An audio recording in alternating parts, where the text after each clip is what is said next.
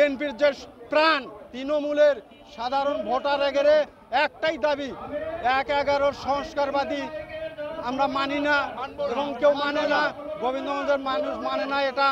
এটা প্রত্যাখ্যান করতে হবে, এটাই আমাদের মেইন দাবি। গাইবান্ধা ৪ গোবিন্দগঞ্জ আসনের আমাদের আজকে যাকে মনোনয়ন দেওয়া হয়েছে তিনি একজন সংস্কারপন্থী নেতা। তিনি দীর্ঘ ১৭ বছর গোবিন্দগঞ্জ উপজেলাতে আমরা তাকে কখনো দেখিনি।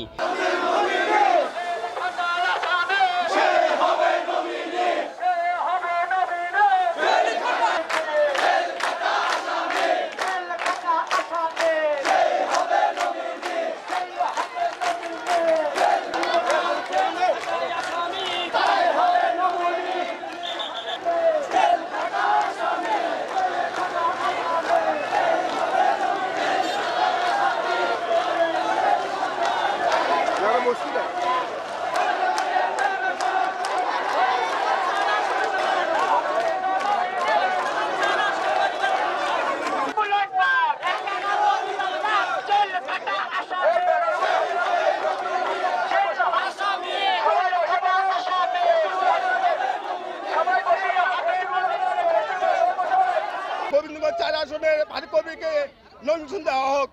তাই এত জেল খালো, এত ত্যাগ স্বীকার করলো, এত মামলা খালো, আর তাই মামলা খালো না, তাই নমিনেশন কোন কথা পায়?